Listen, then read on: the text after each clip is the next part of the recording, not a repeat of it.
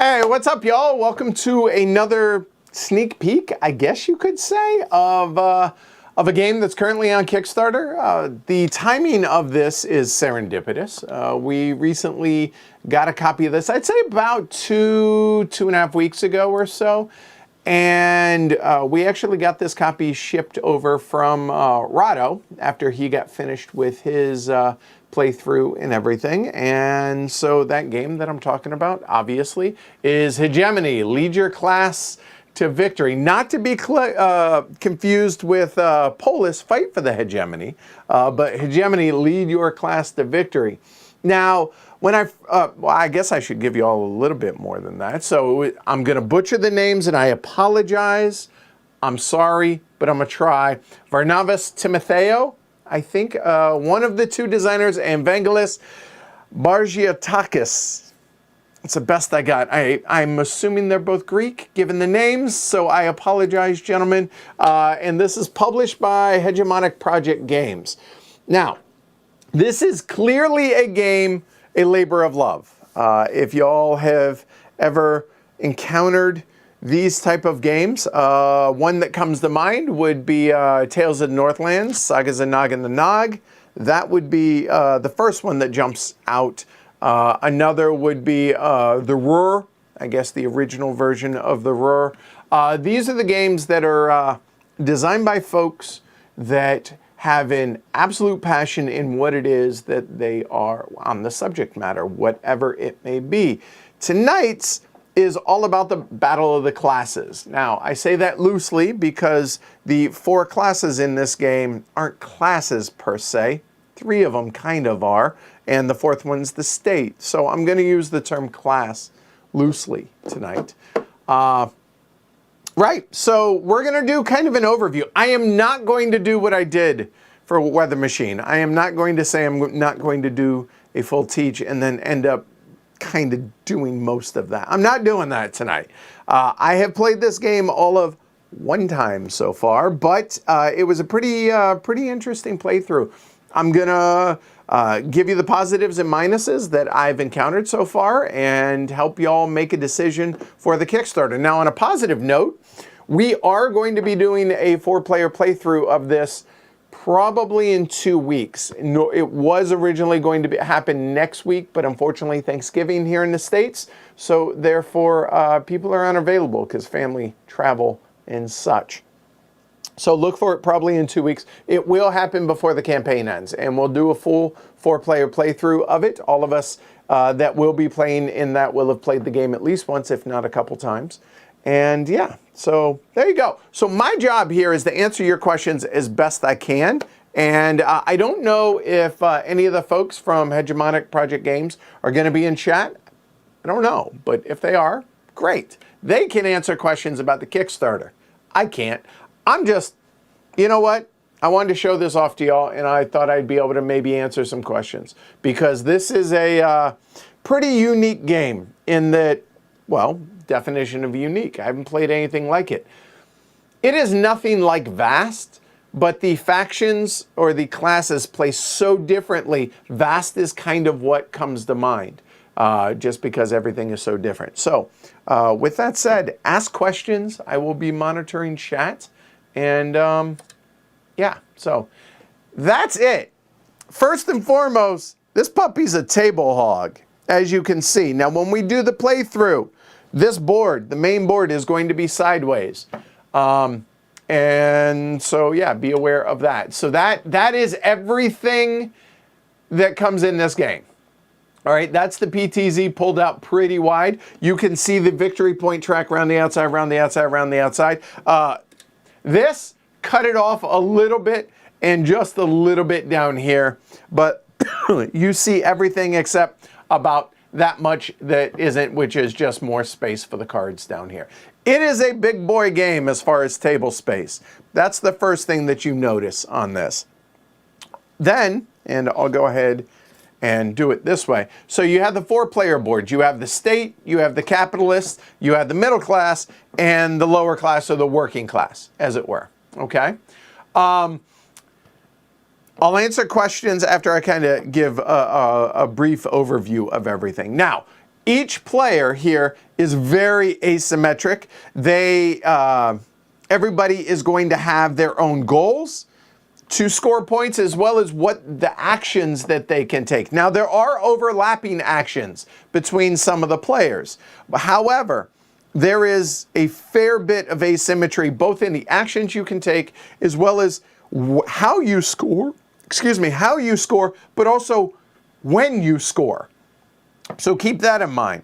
This game is mostly set up for a 4-player game. Now, why do I say mostly? Because there should be some stuff set up for each of the player boards that I didn't bother doing, because I wanted to be able to show that everybody has their own player aid first off, which is really, really well laid out. I'm a big fan of these player aids. Then there is kind of the general player aid, which gives how the rounds work in this, all right? Yeah, so I think that works for a basic overview of that. Now what I'll do is I'll kind of read the beginning of the rule book to kind of set the stage. Then I'll go over what the different areas of the board are in that. And then I'll answer questions. And then I think after that, I will go ahead and go into kind of how the basic overview of the game actually plays out, and then how different the actions can be. Again, without getting lost in the weeds, I promise. I hope. All right. So, Hegemony, lead your class to victory. So the nation, it's an unnamed nation, right? So the nation is in disarray and a war is waging between the classes. The working class faces a dismantled welfare system. The capitalists are losing their hard-earned profits, and the middle class is gradually fading, and the state is sinking into a deep deficit. Amidst all this chaos, the only person who can provide guidance is apparently us. All right. Will you take the side of the working class and fight for social reforms? Psst, this is the class that I played. I kind of played a little bit of the middle class. And this, I think, is the hardest class. We'll get into that in a little bit. Or will you stand with the corporations and the free market and play the capitalists? Will you help the state try to keep it all together, or will you try to enforce your agenda no matter the cost to the country? Hegemony is an asymmetric 2 to 4 player card-driven game in which players take the role of that specific group: working class, middle class, capitalist class, or the state itself. Each player plays differently and tries to pursue their own agenda. Now, this, I think, is the important part here. In the rule book, each player kind of has a 2-sentence little synopsis of what it is that they're trying to do. And I could try and word it better. No. So we'll start off with the working class and we'll work our way up. So the working class here has workers. So that's these with different skills, all right? The different colors represent the different skill sets for the skilled laborers, if you will. And then the gray ones are the unskilled laborers in that. So the working class has workers who work in exchange for money, which they use to cover their basic needs: food, health, and education, and if at all possible, luxury items. Okay, sounds about right. Luxury items / entertainment, if you will. This player's goal is to cover their needs to the best extent possible, increasing their workers' prosperity. Okay, so bare minimum, provide for your basic things. That's kind of the basics for the working class. Now the middle, no, you know what? I'm going to skip the middle class for now, and I'm going to go to the capitalist. And capitalist class runs companies. So right here, they can run up to 12 companies out here. Workers come to work in these companies and produce goods and services which the capitalist then sells for profit. This player's goal is to maximize their profit. The more money they make, the better they do.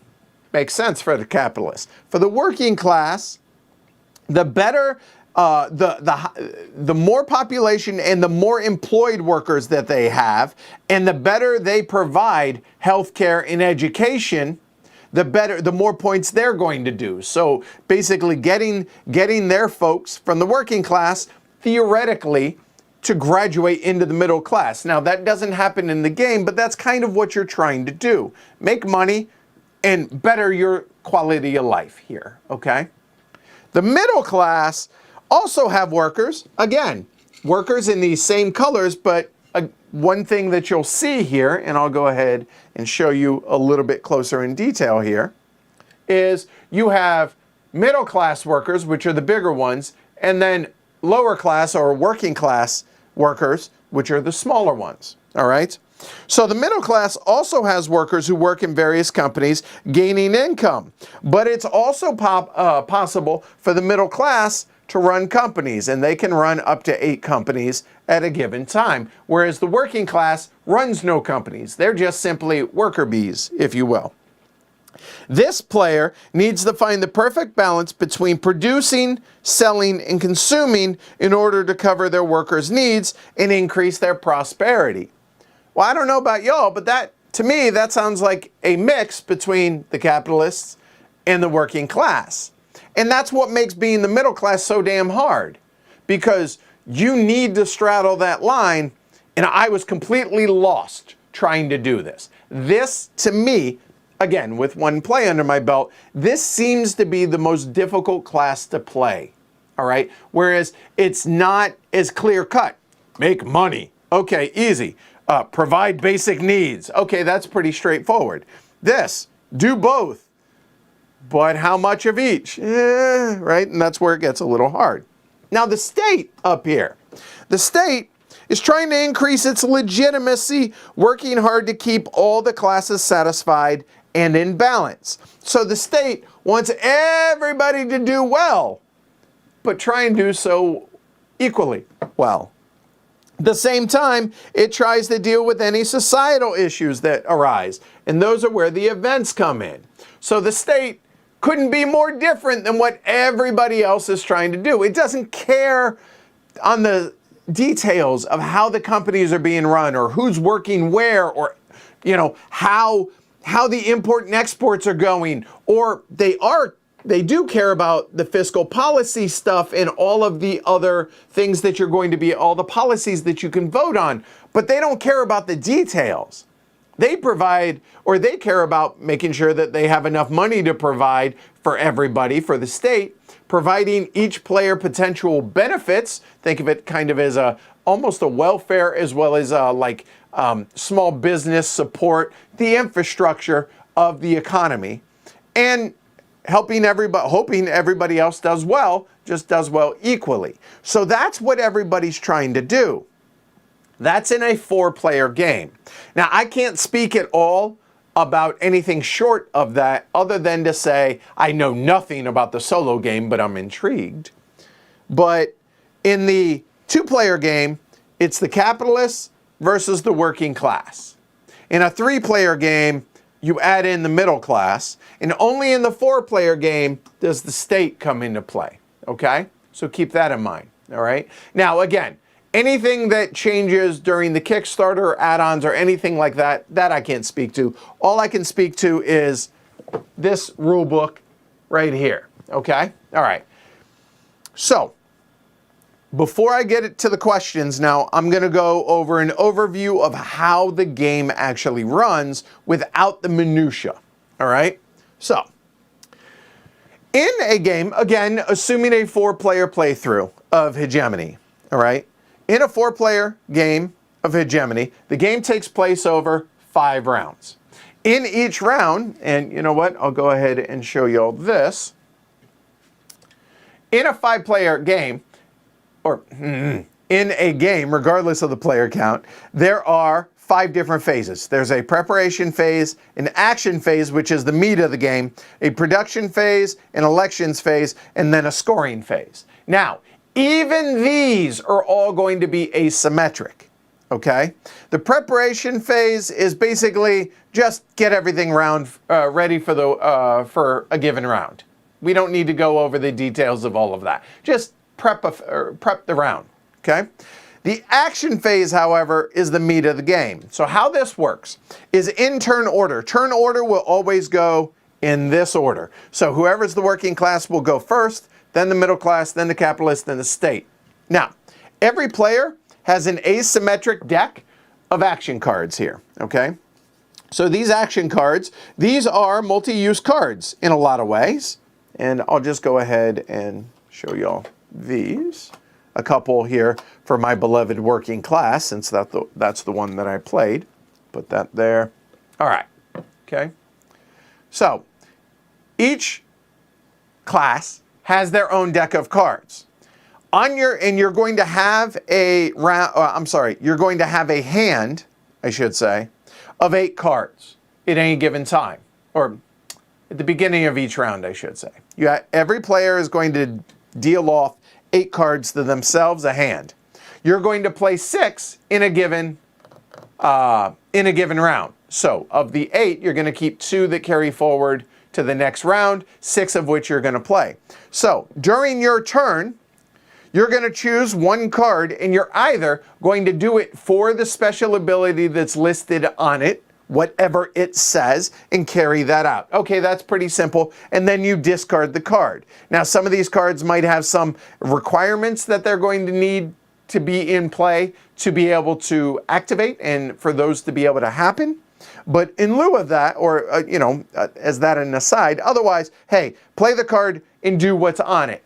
Or, for your given class, what you can do is you can discard a card, ignoring what the special ability is on it, and you may take any one of the basic actions that are listed there.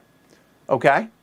So, like it says here, on your turn, for your main action, play a card from your hand, either for its effect, meaning this stuff, or discard it and perform a basic action. You can also perform a single free action, so any of those, either before or after your main action. So pretty simple. Do one of these, or that, and or in addition, do one of those if you want, okay? So it's pretty simple, but if you notice, and I'll just go ahead and grab the capitalist class and kind of show you right here. Propose a bill. Okay, there's overlap there. Assign workers. Well, they don't have workers, but they can build a company. Okay. Buy goods and services. Nope, can't do that here either. Strike, demonstration. They can apply political pressure, okay, and receive benefits. So there's a little bit of overlap, but all of this stuff right here and all of this stuff here, completely asymmetric, completely different animals, okay? So I'm just trying to put that in context. And you'll notice, now that we have at least briefly talked about those, look at how different all the boards are. Okay, because you're going after different things. Okay? All right. So again, the first phase, preparation phase, get ready for the round. Okay, basically draw your hand and do other stuff. Easy enough, whatever. The action phase is the meat of the game. Again, in order, play a card, do something, either that or a basic action. Do the same, do the same, do the same. Do that 6 times. And the turns go by pretty quick, provided you have an idea of what it is you're trying to do. And that's why you draw your cards at the beginning of the round. Okay? Easy enough? All that makes sense? Okay. So at the end of those 6 turns that each player has taken, after that, then there's going to be a production phase. All right, produce goods and services. So the middle class and the capitalism class, they will produce goods. The middle class and the working class will, check that. The top 3 classes, meaning the state, the capitalist, and the middle class, will produce goods and services. So they will provide healthcare. They will offer up, I should say, healthcare, education, and food, and all of that. Then the middle class and the working class will try and cover their needs. Basically, buy the stuff that they need to do. Call that the upkeep phase, but that's kind of the core thing that the working class needs to do to score points. Okay? But the working class is mostly going to score their points here in the action phase.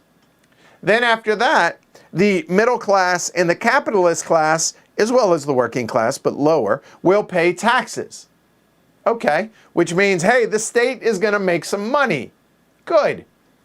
Then there's going to be an elections phase. All 4 players will follow carry out the elections for any possible elections. Some turns there are none, some there are 4 or 5 elections. Then after that, there is a scoring phase. The scoring phase, now here's the interesting thing.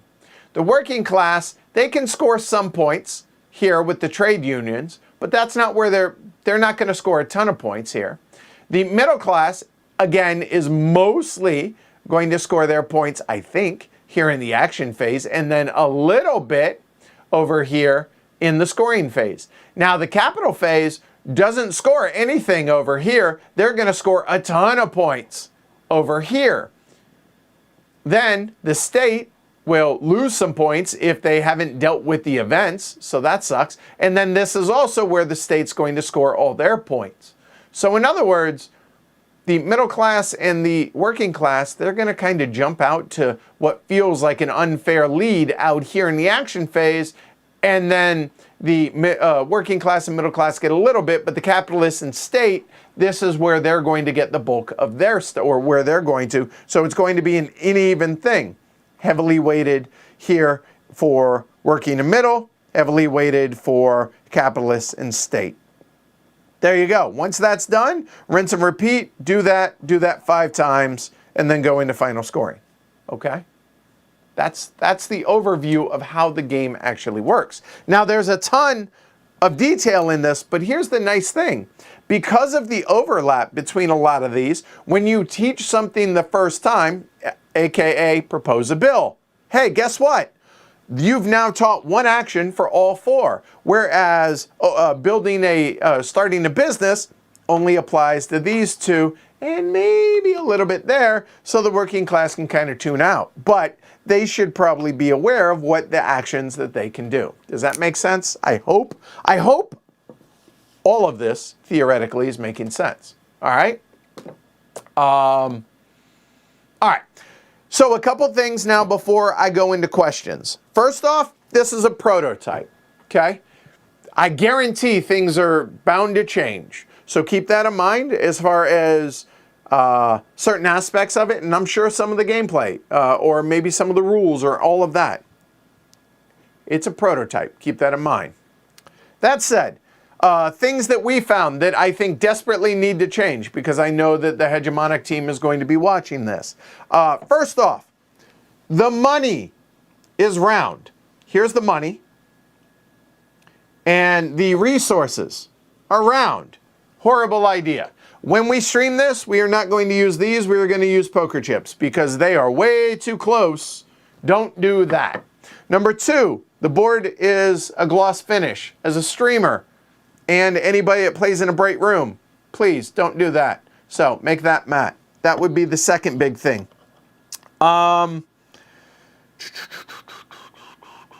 Also, I do like that idea. Somebody mentioned not too far ago, Espen. Let me show this.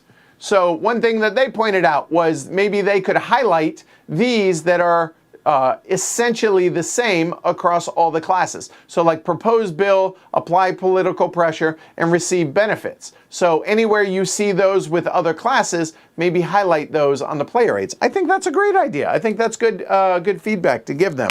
Something we hadn't thought of, but yeah. Anyway, so let me get back to chat now, and I will go through as much or as little in detail as y'all want to see, and we'll go from there, okay?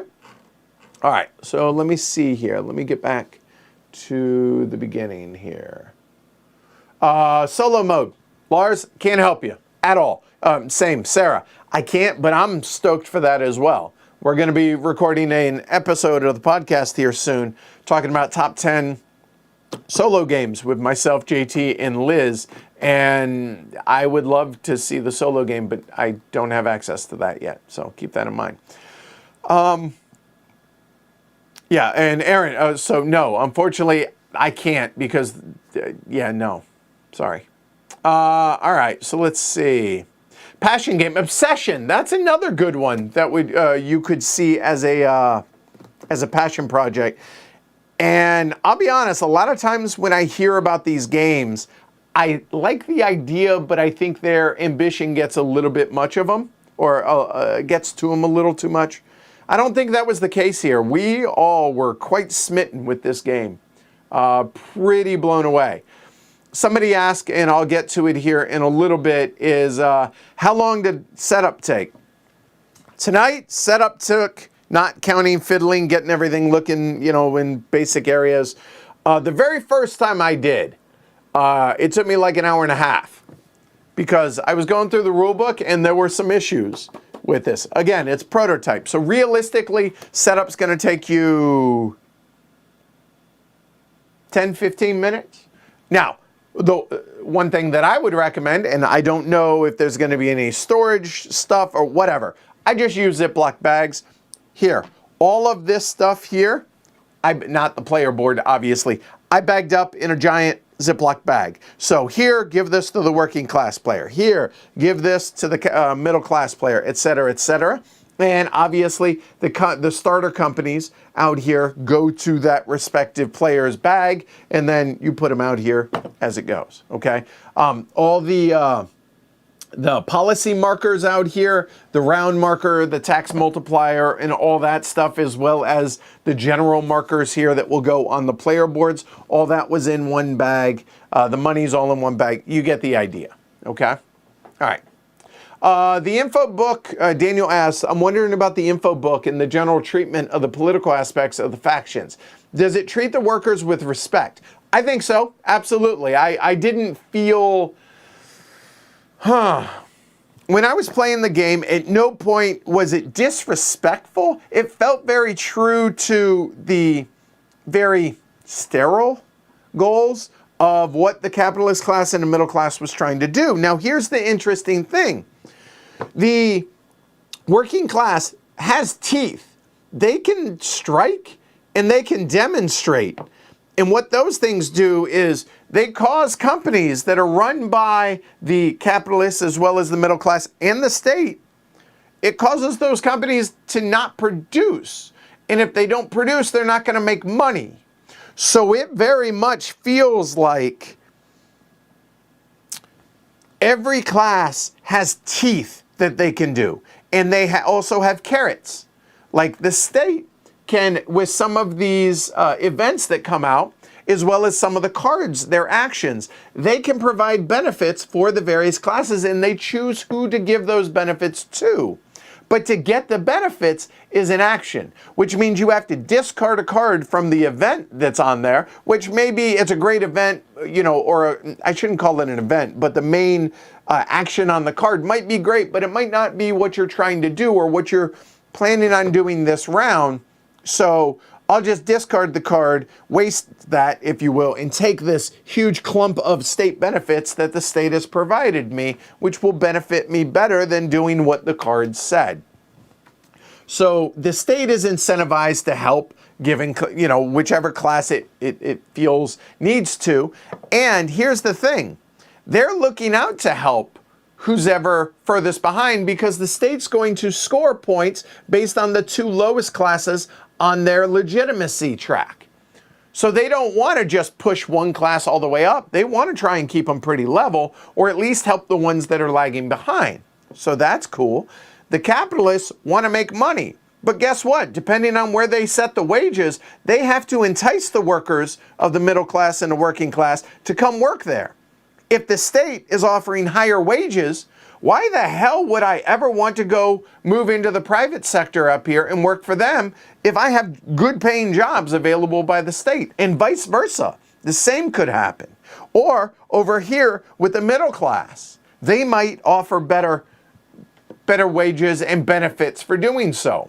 And you know what? You can always negotiate. Hey, if you raise your wages, I'll move this one over here, which helps you. Or maybe if you do this, then it'll, you know, the middle class says, hey, I'll go ahead and build this other company that you need to then be able to open a trade union, and I'll let you unionize, which then is going to score you points, and it helps them because they're going to produce more goods. So everything is interwoven in this. So the question was, the info book. Now, here's what I can't say. This is 44 pages, I think, right? Yeah, it's 44 pages.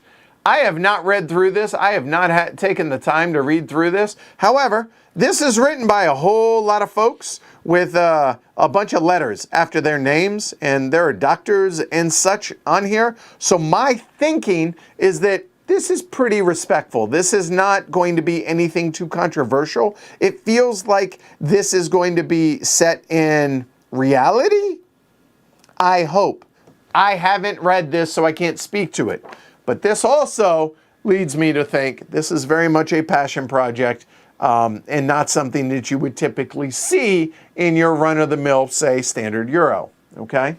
But no, at no point playing as the working class did I feel that we were getting disrespected because, again, it's just the market, it's capitalism. If you don't provide us with the wages that we need, then screw you. We're not going to go work for your company. It's pretty simple in that regard, okay? So hopefully that answers your question, Daniel, as well as probably a whole lot more there, okay? Like I said, setup, realistically, if you had a table full of folks, I'd say between 10 and 20 minutes, provided you have it, again, bagged up how I did, and I just had one bag, etc., okay? And yes, rotating this board, when we do our playthrough of it, this is going to be rotated 90 degrees. It's just got to be, because, yeah.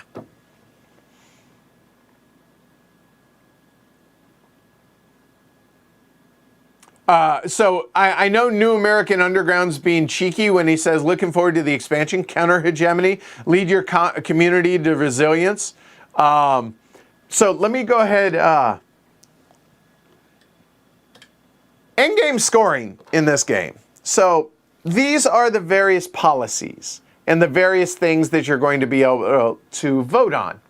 As these move, they are going to have either minor or massive impacts on the various classes. Some classes care far less about one, whereas they care a whole lot about the other. Like, take number 7 here, for instance. Immigration. I mean, if you're the working class and the middle class, this allows you to draw more cards, which means draw more immigration cards when you do so, which means you got more workers, which, hey, guess what? That means you're going to be able to employ more, make more money. But if people aren't making putting companies out there, then you might not care about this. And as you can see over here, you'll see that more towards A is nationalism, whereas more towards C is globalism.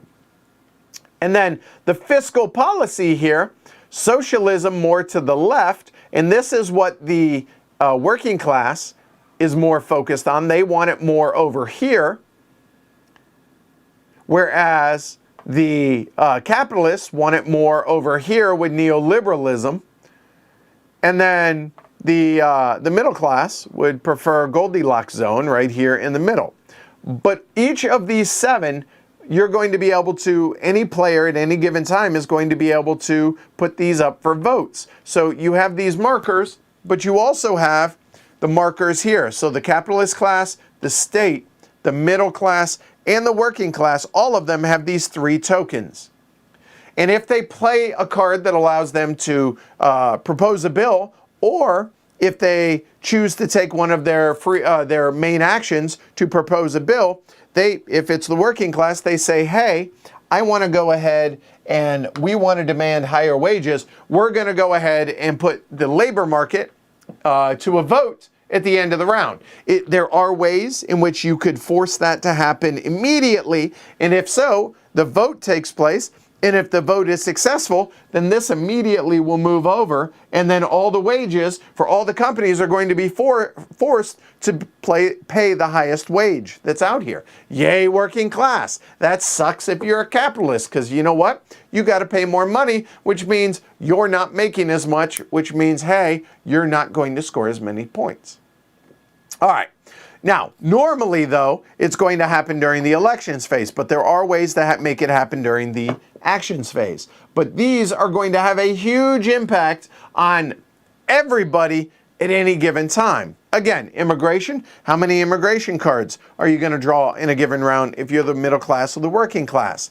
The labor market, well, obviously, high, low, or middle wages as far as a minimum. Welfare, state, and healthcare benefits. How expensive is healthcare? Well, it all depends where it is. It's either free or it's $10. We're going to use dollars, bucks, whatever. 10 money credits here per is a huge difference from free. Same goes with welfare state for education. So where those are. And then the availability of how much is out here, plus what the companies or the different classes provide and allow you to purchase. You can import food and luxury items. The capitalist class can export various goods as well. And they can make business deals and get things done super cheap, but there may be tariffs. Oh, tariffs, you say? Well, it all depends on where taxation is as far as how much they're going to have to pay in taxes to the state. So again, everything is intertwined here. So it sure seems pretty laid out really well in that regard. Two players want to increase their prosperity, which decays over time. True, Zach. Two players want to maximize their money. True. I mean, the capital, I would argue three do. The capitalist, the middle, and the working class does as well. One player scores points by keeping the other three as evenly matched as possible. That's a little loose, but yeah, I'd say that's pretty close with the state. Yeah. How different is the teach for each class? Again, kind of like what I was talking about with the player aids, there are, for their basic actions, you're looking at 1, 2, 3, 4, 5, 6, 7 basic actions. 1, 2, 3 of them overlap with one class.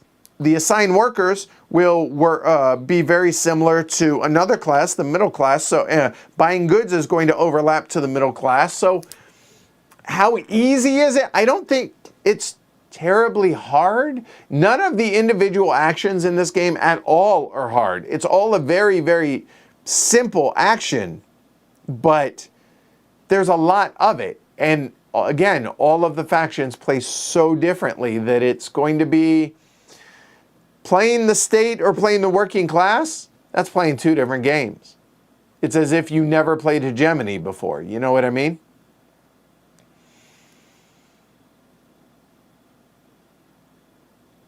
I'm looking at chat here and trying to catch up.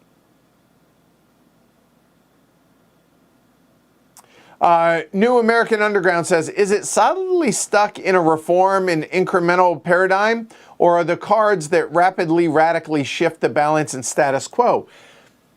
What I will say is it all depends on how many times and how often bills are introduced to how often players want to shift things. There might be a reason that I really don't need this to go over here, so I'll just leave that. Everyone's okay with it, but I really want to be able to vote on something else. Now, how a vote happens, this is actually really, really interesting, okay? So, when voting takes place, first off, there are going to be cubes seated for the three different classes that aren't the state. The state will still vote, but they don't have cubes out here. The game comes seated with 3 cubes of each of the classes in here. There are going to be ways that you're going to be able to add more cubes in here, as well as to take cubes out of the bag as well. But what's going to happen is whenever, at the end of the round, when we get to a elections phase, let's say it's something like this, just for crap and giggles. And let's say the state, for one reason or another, let's say they do like this, okay? So let's go ahead and take a look at that a little bit closer. All right, so there are 7 different things, policies that could be voted upon. Once someone has placed a marker out here, nobody else can place a marker. What this means is at the end of the round, assuming this didn't happen immediately, because if so, then it's resolved immediately and it's a moot point. I will say this. If when somebody places one of these markers, if they choose to make it happen immediately, it costs an influence cube, which are the purple cubes here. If so, win or lose, it's going to happen immediately, and then either this will stay here or it will move over, and that immediately impacts that. But here's the hook. This comes back to that player. So now, because you are piece limited, you have 3 markers. Well, now, if somebody else wanted to say, hey, I'm tired of paying all this, as the round goes along, they could then come out and say, hey, I'm going to vote, or I want to propose a bill to move the labor market back down, which makes sense. The point here is you can only have 1 marker out here on a given policy at a given time. Usually these will take place at the end of the round. So in other words, once someone has placed one out here, then that's it for the round for that specific policy, 1 through 7. However, if it happens immediately, that rule is null and void because there's no marker out there. Hopefully that makes sense. But how does this work? Well, this is pretty cool, all right? So let's say this happens 1 through 7 in order every round whenever that happens, if there's something. Well, obviously there's nothing there for fiscal policy, so we would just skip it, okay? So let's say there's just all these cubes in a bag. You're gonna draw 5 out immediately, okay? Check that before that happens. What would happen, sorry, getting a little ahead of myself, is whoever has proposed the bill, whose ever marker out here, is automatically for the vote. They want it to pass, obviously. Then we go around the table saying, are you for it or against it? It is possible, I did see it happen in our game, where, believe it or not, all 4 sides were for it. But more often than not, you're gonna have either 3 and 1, 2 and 2, or 1 and 3, okay? But let's say for argument's sake, here, for this one, both the capitalists and the middle class say, hey, we're going to vote, we're in favor of that. The state maybe says they're against it, and obviously the working class is going to be against it. So you're going to have gray and red here, and you're going to have yellow and blue here. So after everyone has vocally declared, what's going to happen is you're going to draw 5 cubes out of the bag. And whatever those 5 cubes are, they're going to go onto their respective side. So as you can see, 3 and 2, it just so happened that that's what got drawn. So at that point, it's now leading 3-2. But you'll notice the state doesn't have any cubes. Well, there are influence cubes. Influence cubes are basically ways to influence. Now, each of the 4 players is going to have their own personal supply, and there's other influence that you can buy out here. So each player is going to have all of their influence, which is public knowledge. So let's say the working class has these 4, and let's say, you know what, and the state has those 3 maybe. And then secretly, blind bid, how many are you going to do? And the working class says, hey, I really don't want this. And the state says, yeah, I'll help out a little bit. So they put out, hey, they put out 4 cubes. Okay, that would happen simultaneously while the capitalists and the middle class say, hey, we have this many, and hey, we vote, etc. Okay, I only have 2 hands though. At the end of it, whoever has the most cubes on their side, it wins or passes. If tied, it passes. So let's say it ended up like that. Okay, so it would actually be 3-6, it does not pass. So what happens? This would go back to the capitalist class. The winning side, all of these cubes, will go back to the supply, not to the bag. Well, obviously the purple ones are spent as well. So those would go back into the general supply there. These go back into the supply. The losing cubes from the losing side go back into the bag. For whatever side, if it did not pass, nobody scores. Hey, congrats, you kept it as the status quo. If the winning side, or the side that wants it to pass, wins, whoever proposed the bill, in this case it was the capitalist class, they'll score 3 points. And anybody else that contributed at least 1 cube over here would also score a point. The losing side, you don't get anything. There you go. So that's how voting works. So to answer your question, how static or how much do things change? Depends game to game. All depends on how aggressive people want to be to move these things. So the fiscal policy, why does this matter? The top one? Well, that's how many companies are available to be opened, as well as the tax rate.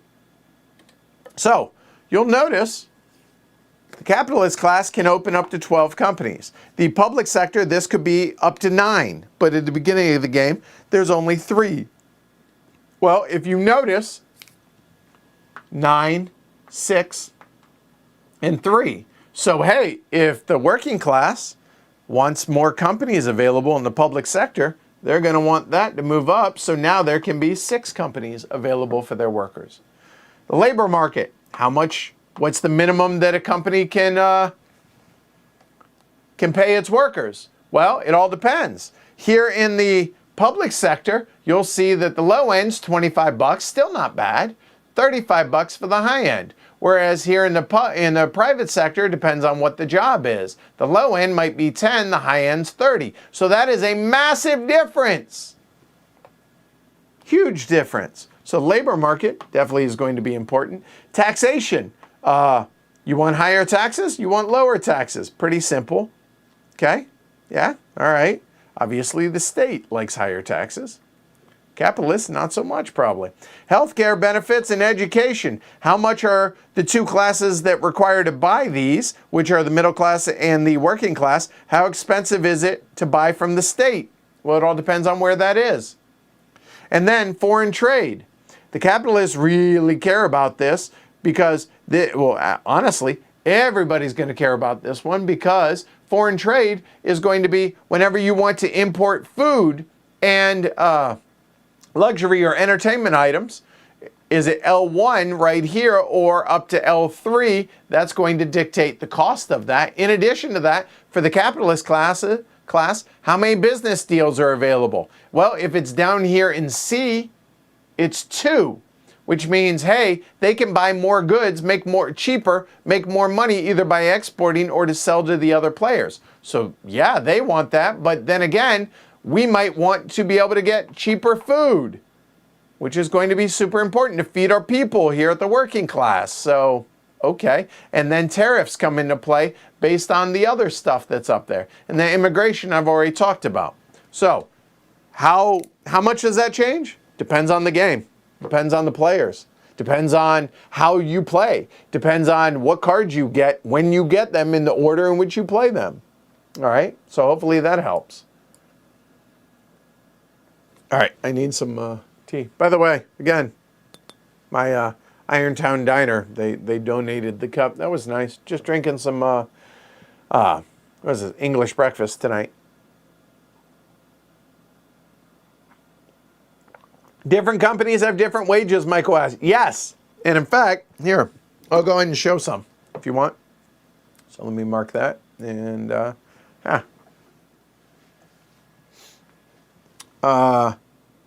yeah, we'll go here. So the middle class.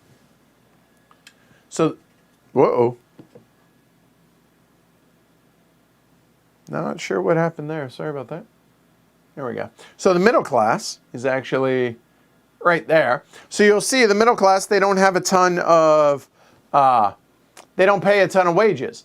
But the interesting thing to note is the middle class only must employ middle class. That's what this is. The parentheses here means, hey, if they employ a employee, aka a working class, they'll get a benefit of, they'll produce more food or health or whatever. So there, local TV station, they produce influence. Whereas in that clinic versus that clinic, well, that's a non-trivial amount difference. Okay. Farms produce food.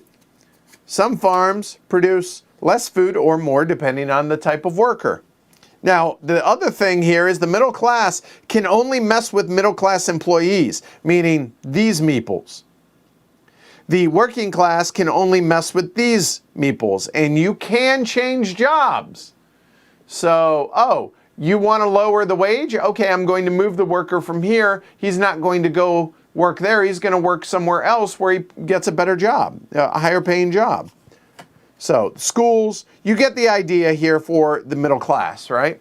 And I'll go ahead and hopefully, for some reason I messed that up, I'm sorry. Then up here for the capitalists, and again, all of this is subject to change because prototype, okay? But those are the starter ones. The starter ones have the little dot on them, okay? But there could be others that come into play. If there aren't parentheses, then those are required workers. They are either required to be middle class or working class, but both of them have to be filled for this to actually work. If you have multiple workers here, you still only get that wage once. So whatever that number is, it's not per worker. But yeah.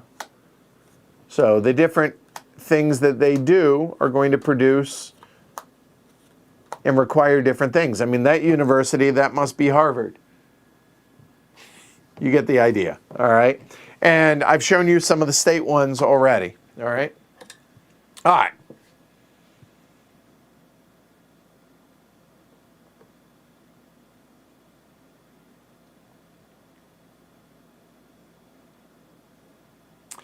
Fernando says, I've seen a 2-player playthrough of this, and it looks like it's a 4-player or bust kind of game. I don't want to definitively say one way or the other, but I will say that when we show it, I'm going to want to show the 4-player because I think that's the most dynamic, but I haven't played the others, so I can't speak to that. And keep in mind that the state is still in play at lower player counts. It's just automated by the game, okay?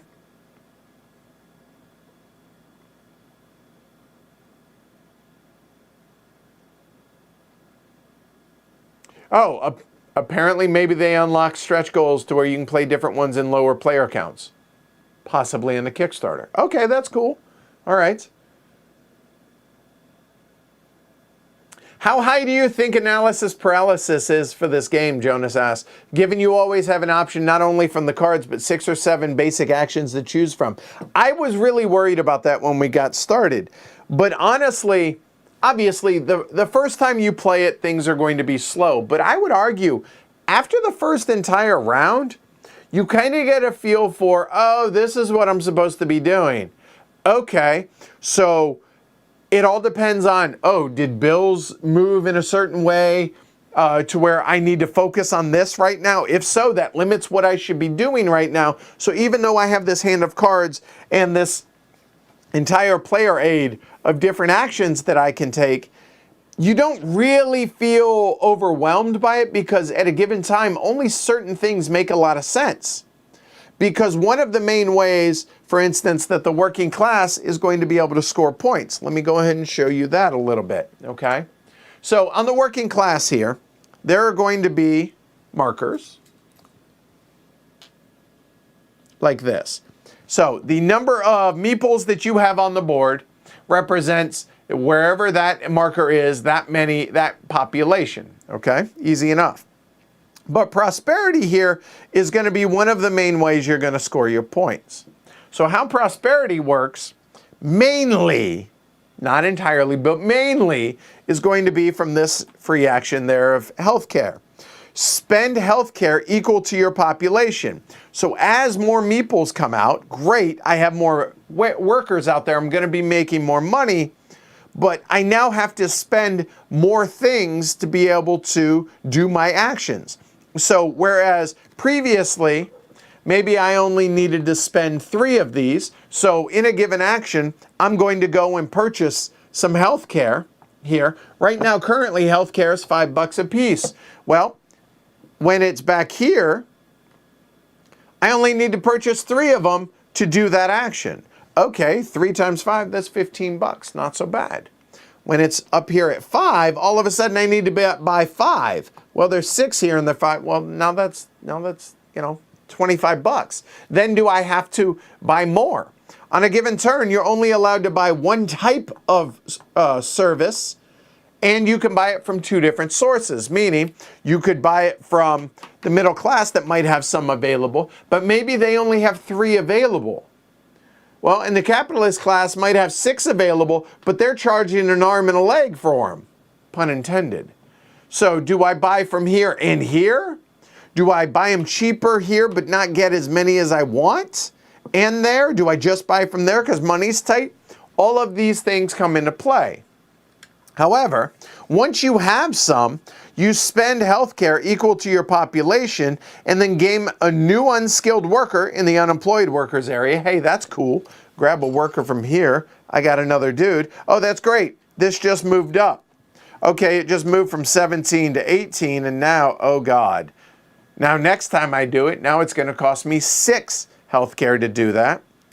But here's the benefit. You gain 1 prosperity and 2 points. Okay, what does that mean? Well, the points are pretty self-explanatory. Gain 2 points, cool. But let's say, for argument's sake, this was already there. Gain a prosperity. Okay, it moves up 1 to 5. I don't gain 1 point, I gain the number that it just got to. So if I just got to 5, I gain 5 points plus the base 2. So I just gained 7 points by paying that 5 healthcare in my free action. So that's going to be one of the main ways. Now, education, you can spend education equal to your population, upgrade a worker. So what that means is they're not unskilled anymore, whether it's here or somewhere out here on the board. You take that off. I don't want them to be a gray. I want him to be an agricultural specialist, for instance, and now he's going to be able to go work at certain places that aren't gray, which is going to then help be able to get him into trade unions, which is more points, okay? But you're going to get points from that, and then you gain a prosperity after you upgraded the worker. So again, from 5 to 6, now I gain 6 points. But the bad thing, a little bit, kind of, is this is going to slide back down as the game progresses. So you're going to have to keep climbing up that hill as it goes. Luxury items, very similar. So spend luxury items equal to your gain prosperity, score points.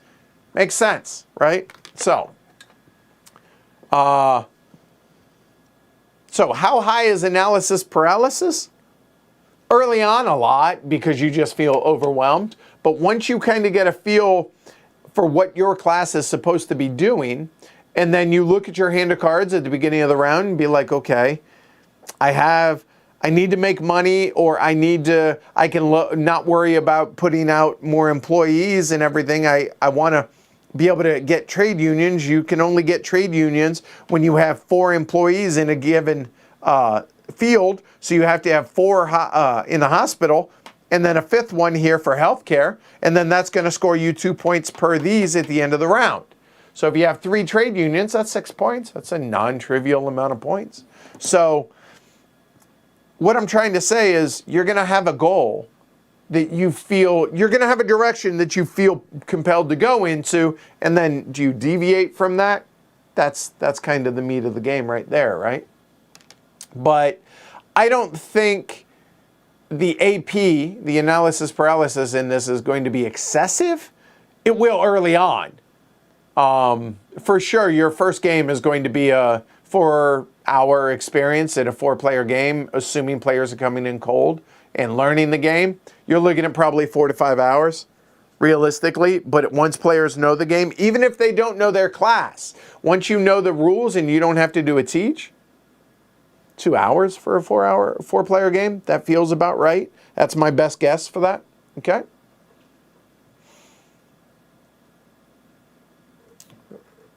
Let's see, I totally just lost my spot.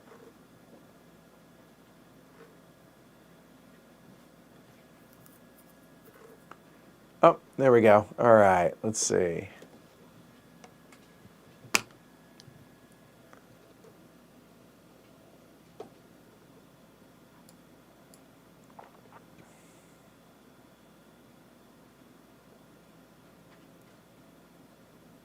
Would a neoprene mat ease play?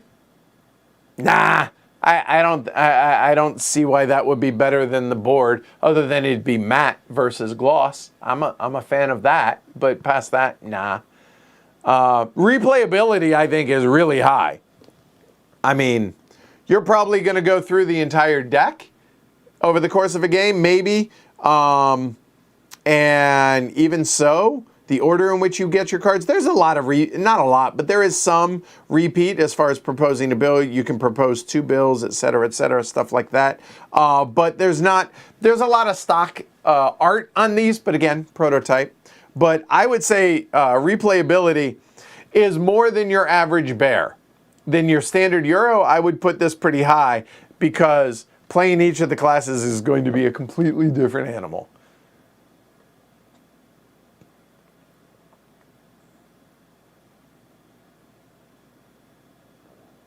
How well balanced? Can't speak to that. I've only played it once. Even on the live stream, we're not going to be able to answer that. Early on, I think it's pretty, like I said, the working class, the capitalist, and the state, it's pretty clear what it is you're trying to do. How well you do that, that's another animal. The middle class, this is the hardest class, I think, at least for a new player to play, because you're kind of straddling between 2 classes, and I was lost trying to do that. Whereas for the working class, I picked it up relatively quickly. And yeah, I definitely think that there are different strategies that each class can try, Michael, because even though the basic core thing that what you're trying to do will change or is the same every game, how you go about getting there is going to be different. Plus, it's going to be dependent on the cards that you draw and when you draw them. All right? And only in the herd does somebody say you had me at 44-page informational text. I love you, JT.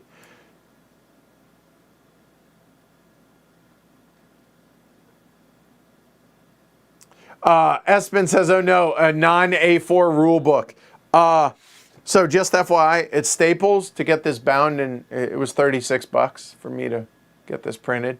Just FYI. So yeah, okay, in color. You know, it's nicely laid out, but yes. So keep that in mind. It's a non-traditional shape. That is true.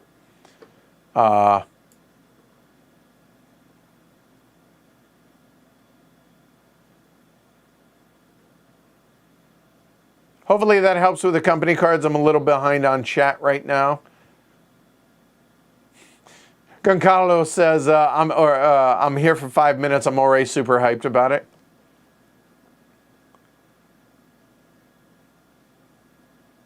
Gusarino says, somewhere between Root, Class Warfare, and Statecraft Coin. I mean, Vast and Statecraft Coin, that feels like a pretty good place for that. I think I'm not sure what Class War or Root Class Warfare. I got you. A mix between, I would say, Vast and a Coin, with the individual actions being relatively simple to take, but the ripple effect of those is going to be, this is by no means a Coin as far as complexity. Nowhere near. However, for complexity of timing of things and playing well, that's a different animal, okay? And the card backs. I do wish that they had the classes instead of Hegemony written on them. But again, this is feedback, prototype. That's something to keep in mind. Like, for instance, we have the event deck here. We have the business deals here. We have the export deck there. We have the immigration deck. I do wish that they said those things on the back of them. That would make my life a lot easier for setup, and I assume for y'all's setup. Again, but yeah.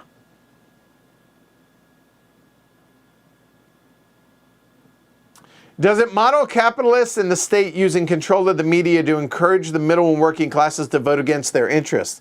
There were times, not often, but there were times, like I said, where even though the immediate, like, losing, I can't remember the exact situation, but all 4 of us voted to pass something, it automatically passes. And then whoever put it up for vote gets 3 points. Everybody else that contributed at least the cube gains a point. But there were situations to where maybe the working class has a ton of healthcare already stored up over here. So they don't care about the price of it right now. Go ahead, let it go up if you want, because we don't need to purchase any, and you can't abstain. You're either for it or against it. There's no middle ground in this game. When something comes up for a vote, you gotta vote, and you have to declare one or the other. There's no changing sides in that regard. Did the game feel real from your perspective? I think so. I think it did. Now, we used the strike to demand higher wages, and it worked. That felt pretty true to things. Martin played the capitalist. How appropriate was that?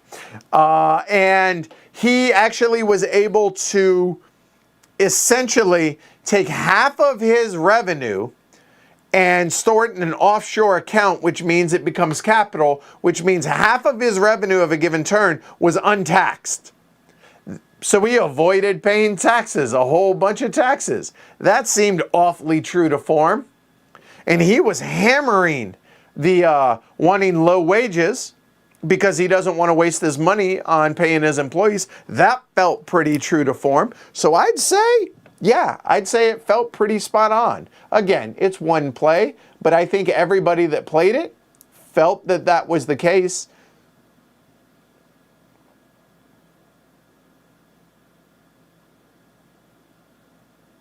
And yeah, if you're the working class in real life, I would argue that I have been. Now, granted, I stream for a living. I do heavy cardboard, but it's not like I'm getting rich at this. So yeah, I'm trying to pay my bills and on occasion have some extra money for entertainment luxury things. And I want a better things for the kids. That seems spot on.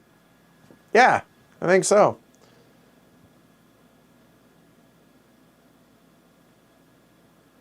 Yoris says, I saw a Narado video that the state and the capitalists get to run media companies. True.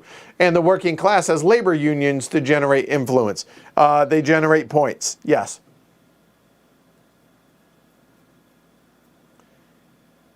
There's a fake news card that's pretty good to influence elections and has no drawback. It's okay, I don't mind, but it kind of feels the game says it's okay to spread fake.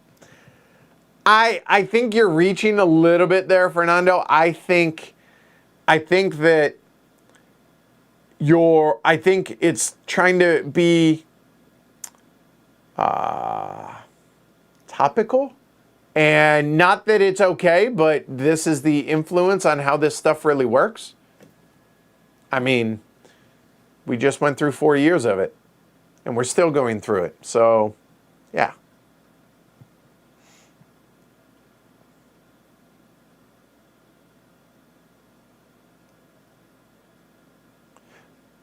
Alyssa actually was the one who was attempting to play the middle class, and the middle class is hard. I don't understand how to do it well yet. All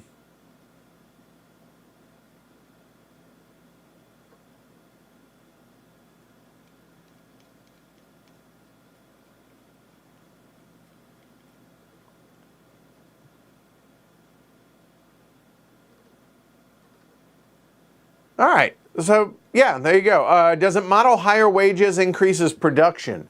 Let's look. I don't know the answer to that. You know what? Let's go there. Let's take a look. So, in this regard, I don't know. Well, you take a look at these. It's a little bit higher wage, it produces more, so I would say that seems pretty spot on. Seems pretty true to form there. There are ways to automate factories, so it doesn't require any workers. It doesn't produce a ton, but it does produce some. But yes, apparently, Phryne, looks like it. So it seems pretty consistent that, yeah, higher wages do produce more.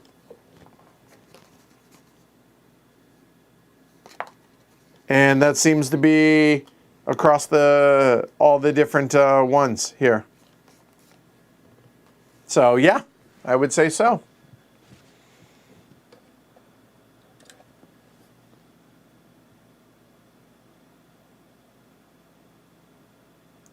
Is the difficulty to generate influence different for different classes? That's a good question. I can't remember the answer to that. I'm trying to remember if there was anything that got us a ton of influence.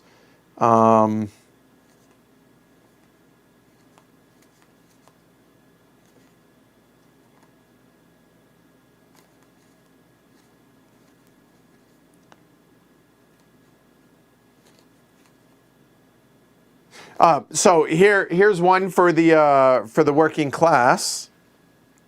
Again, that's the one that I have the most experience with, so that's kind of why I'm focused more on the working class. Not saying they're better or anything like that, just that's what I played. So this one says buy 3 influence from the state for 15. Normally it's 10, but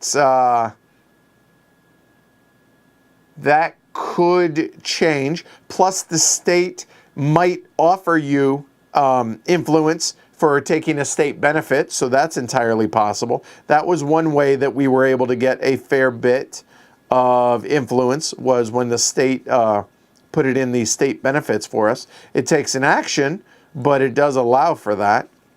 Yeah, there's not a ton. You're buying influence. There isn't really a whole lot as far as actions go for the working class to buy influence.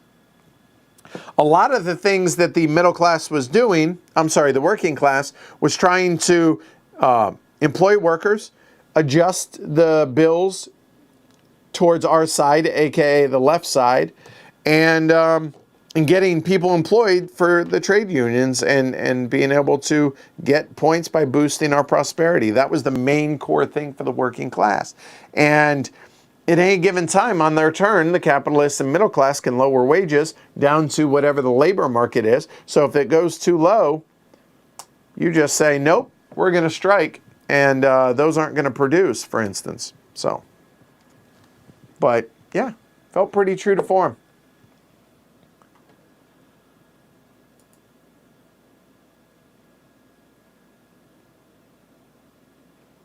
So, all right, anyway. That's pretty much it. I mean, I don't know what else y'all want to know, but I think that gives it a pretty fair overview of the things that you're looking at. I guess one other thing I can do, because they didn't really talk about the state much outside of that they're trying to keep things balanced. So one of the main things that they're going to be doing is in a given round, there may be times where there's more than that, there are going to be events every round that they have to deal with. So let's go ahead. Let me try and... there we go. So they're random events. So what it says, the one on the left, says demand for higher welfare standards. Okay. Provide healthcare and education to a class in any combination equal in total to half its population or half its operational companies, rounded minimum of 1 each. So for instance, if we're talking about the working class, if my population currently is 6, provide healthcare and education for a total of 3. If they choose to do so, they put 3 of whatever it is, be it healthcare or education or any mix, here in this box. If they choose to do it for the middle class, again, half of its operational companies, i.e. half or fully staffed, they would put it here or there, respectively. And who they helped, if it was the working class, they get the state gains 2 points. If it's the middle class, they gain a plus 2.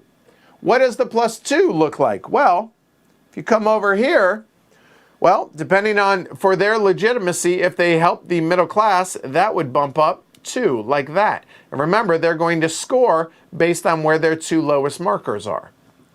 In addition to that, they have these permanent plus 1s. So whenever they would, at the end of the round, it's going to reset, or not, maybe not reset, but slide down, then they're going to gain whatever it is, however many permanents that they have. Why does that matter? Well, if you take a look again, sorry, there we go. Whereas, okay, those are not great examples. There we go. So let's say it were like that.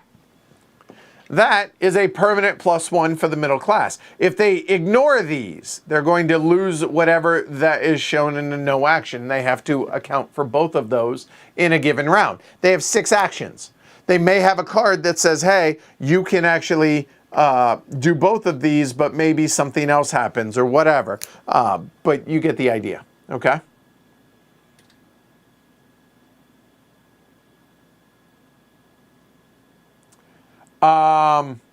Daniel says, I've read on Kickstarter people saying there's a lack of diversity in businesses.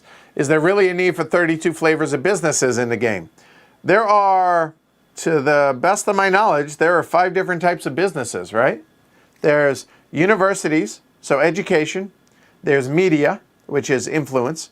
There is farms, which is food. Hospital, which is healthcare. And there are factories, which are luxury items or entertainment. Honestly, I don't know that you need more than that.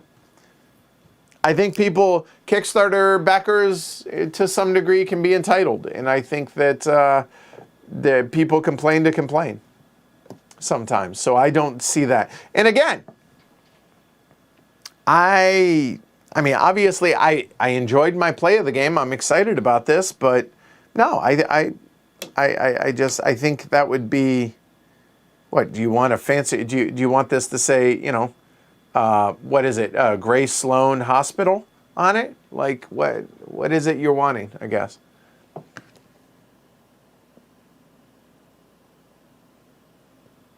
So, anyway, all right. That's all I got. I hope that helps. I hope that helps people that are maybe on the fence one way or the other. Again, I can't speak to less than 4 players, and I definitely can't speak to the solo game. And on that note, though, give me 1 second.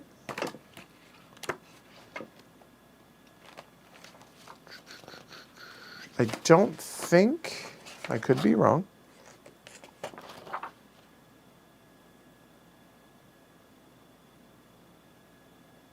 Yeah, I don't have the solo rules. I don't have anything for that.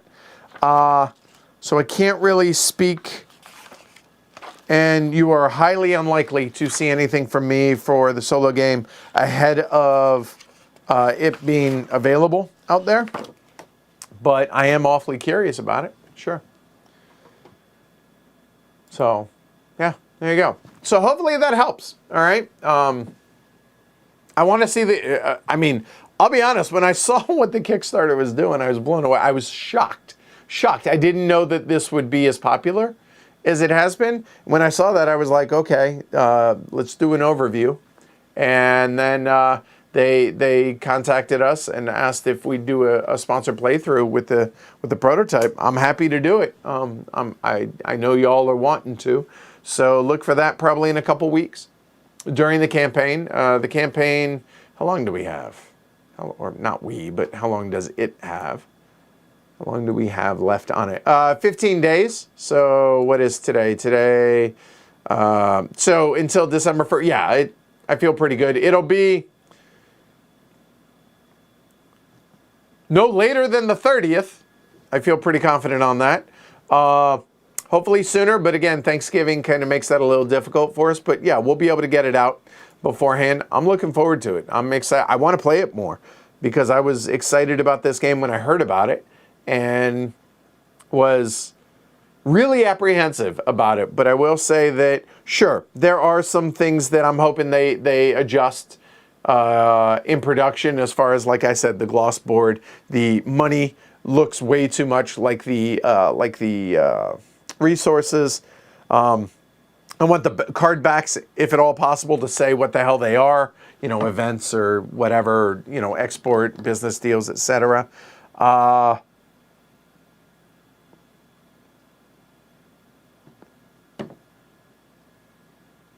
Yeah, there's not a whole lot. I mean, there are some little nitpicks here or there, but overall, I would say they did an amazingly good job with it. I will not speak to the contents of this. I have not read this 44-page behemoth. I'm curious, and maybe one night I will get to it. But yeah. Anyway, there you go. Yeah, it's a $500,000 Kickstarter, which for a game like this does nothing but make me excited about the mid and heavyweight games and the hobby.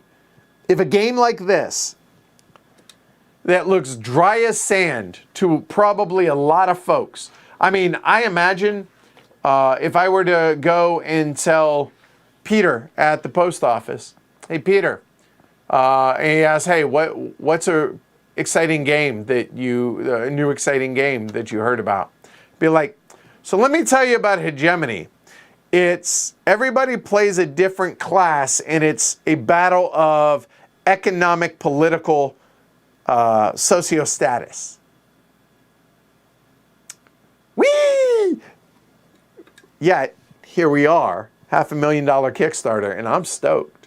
So the fact that that is the case, I'd say the hobby is alive and well. Not just the hobby, but the heavier end of the hobby.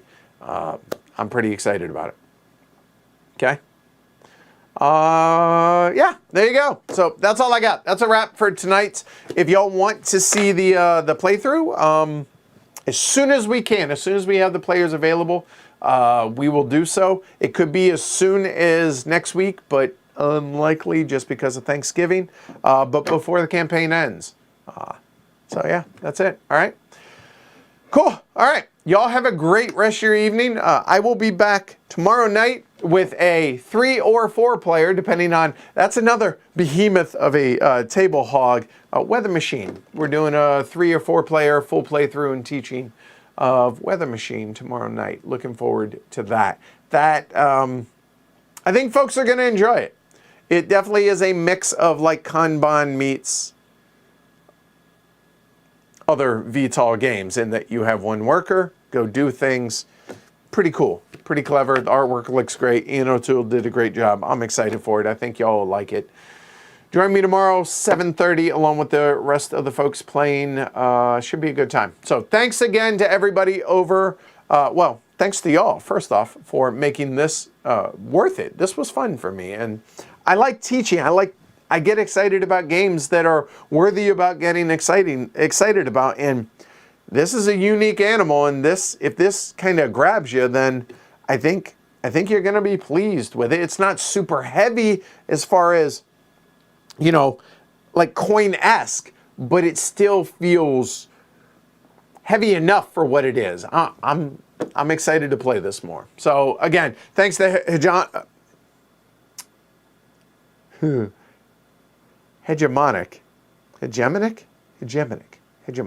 We'll go Hegemonic Project Games for the prototype here. Thanks to y'all for watching tonight. And yeah, if y'all liked it, tell them. I appreciate that. And I'll see y'all tomorrow night for Weather Machine. And I'll see you soon-ish for a playthrough of this. All right? Y'all have a good night. Thanks, everybody.